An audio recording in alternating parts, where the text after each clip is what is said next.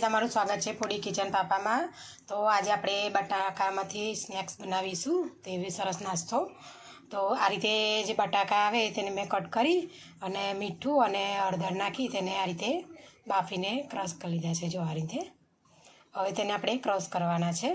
તેમાં મસાલા એડ કરવા માટે આ રીતે વરિયાળી લીધી છે, હળદર, લાલ મરચું લીધું છે, ગ્રીન વટાણા જે ફ્રોઝન કર્યા છે મેં તે આ રીતે, અને મીઠું લીધું છે, વ્હાઈટ તલ અને આદુ મરચાં અને લસણનું આ રીતે પેસ્ટ કરવાની છે।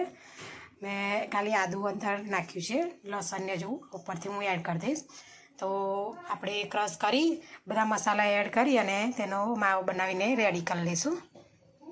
તો જો આ રીતે આપણે ક્રશ કરી અને તેનો માવો બનાવીને રેડી કરી લીધું છે આ રીતે। અને ઘઉંનો લોટ જે રોટલીનો આપણે નોર્મલ બાંધીએ છીએ તેવો લોટ બાંધી અને રેડી કરી લીધો છે મેં। ખાલી તેમાં મોવન અને મીઠું નાખી આ રીતે મીડિયમ સોફ્ટ લોટ બાંધીને રેડી કરી લીધો છે। તો હવે આગળ તમને બતાવું, આપણે જે રોટલીનો લોટ બાંધ્યો હતો તેને આ રીતે ગુલ્લું કરી અને તેને આપણે વણી લઈશું ગોળ રોટલી ટાઈપ। એ મીડિયમ સાઇઝની આપણે રોટલી વણવાની છે, બહુ જાડી નથી ને બહુ પતલી પણ નથી રાખવાની।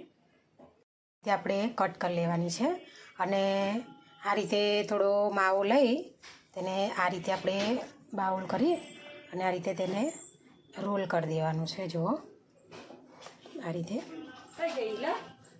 રીતે આપણે રોલ કરી દઈશું। તો જો આ રીતે આપણે બધા રોલ્સ બનાવીને રેડી કરી લઈશું। આપણે રોલ બનાવીને રેડી કરી લીધા છે।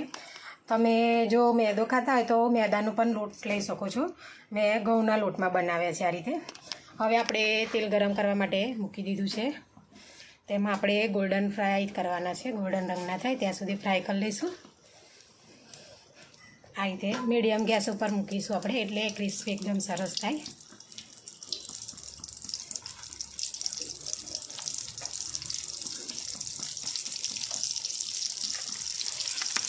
તો જો આ રીતે આપણે તળવા માટે મૂકી દીધા છે।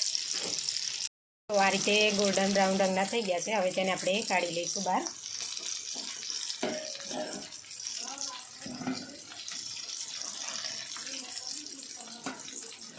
આ રીતે તો જો આ રીતે આપણે રેડી કરી લીધા છે, હવે તેને આપણે સર્વ કરીશું। જો બનીને રેડી થઈ ગયા છે આપણા આલુ રોલ આ રીતે।